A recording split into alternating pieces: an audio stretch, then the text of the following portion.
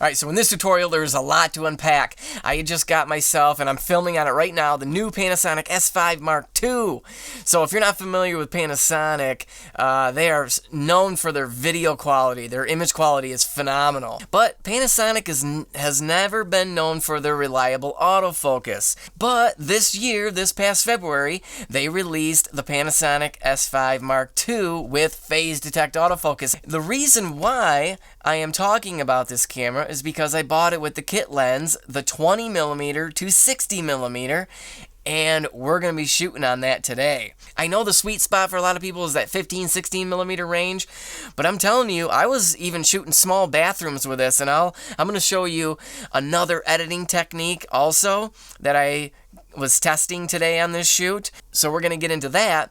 But I'm also going to show you that 20mm was wide enough for every single room in this house. So let's get into Lightroom right now. I'm going to show you what I'm talking about. Alright, so the new lighting technique, or the new flambient technique that I kind of was playing around with today, is basically just using the flash for the windows. So if you can see this, let me reset this real quick. I'm going to copy these settings so I don't lose my settings here. I'm going to reset this for you. So this is what it looked like straight out of camera. Basically just exposed like one stop over in camera. But notice we're at 20mm, ISO 200, f8. So that's the other thing to remember. The more telephoto you go, and 20mm isn't telephoto, but the narrower you go, the more depth of field you're going to need. So I made sure I was at least f8 on this shoot. So because we are on full frame, if we were talking micro four thirds, we'd only have to be at f4 to get the equivalent of f8. Remember that, because of that 2x crop.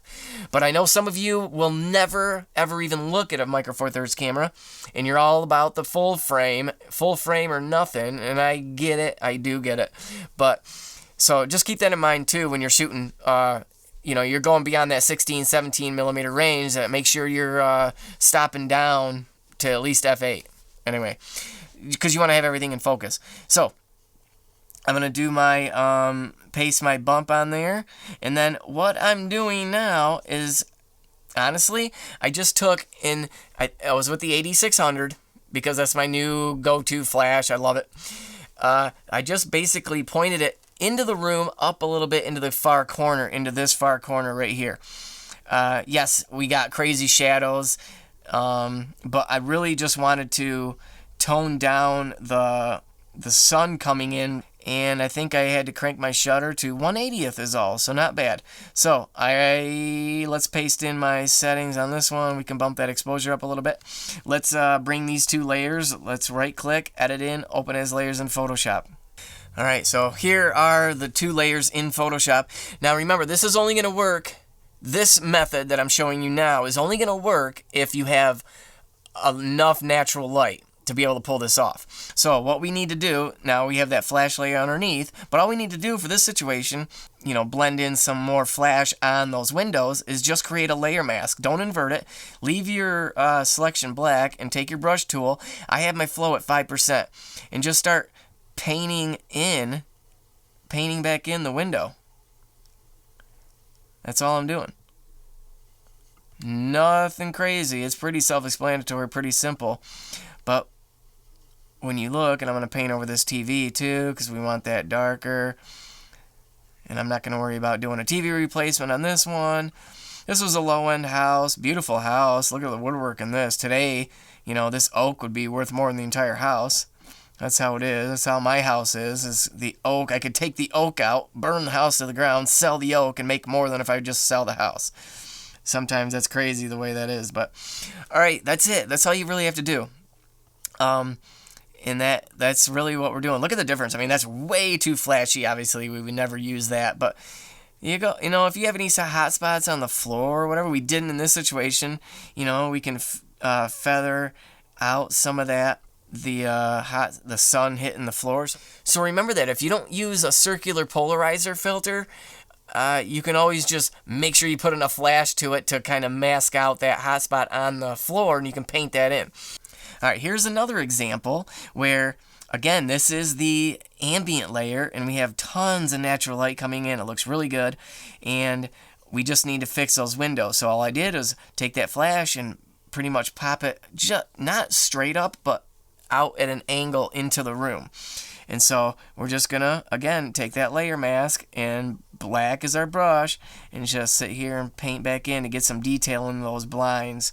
You don't want to do too much or it will start looking flashy, but because when you have natural light, I love the look of natural light photos. And so we can paint back in over here, but that's really it. It's just lightly painting back in for those windows. And see, okay, here's a hot spot on the floor. We can just lightly just kind of paint right there. You don't want to go overboard and just completely eliminate it, or it will look off. It'll just look funny. So there we go. I am going to flatten this image. I'm going to show you. We're going to take it back into Lightroom. Command S to save it.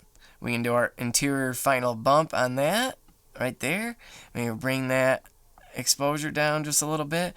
But there you go. You have a nice, well-lit ambient shot, basically. You're just blending in the flash where you need it. So that's one method.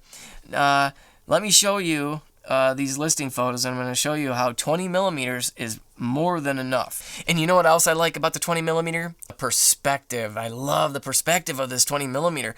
Nothing is getting distorted. The rooms don't look bigger than they are. And I just find maybe it is the new sweet spot for real estate photography. We'll find out. Stay tuned and see if I actually like it. So again, this wasn't a super big room.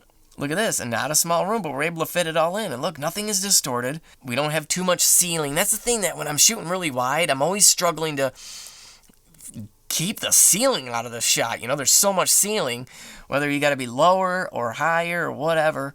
But yeah, again, we have more than enough to show the space. Same here with this bathroom. Not a very big bathroom, but we're able to pull it off. Look at the door. Perfectly straight. No distortion. Yeah, big open kitchen. So, I mean, this wasn't super hard. But look at this. I mean, it almost looks like the perfect perspective, I should say. Here's a small bedroom. This was lit. This will be another tutorial. I'll show you how I lit this. Here's a small kitchen. But again, it's wide enough. It definitely is wide enough.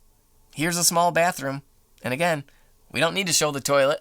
If I don't have to show a toilet in a bathroom, I don't. And this was, more than enough to show that there's a sink there and a shower there. Let me know what your sweet spot focal length is. For me, it might be that 20 millimeter. But again, thanks for watching, guys. We'll see you in the next video. Bye-bye.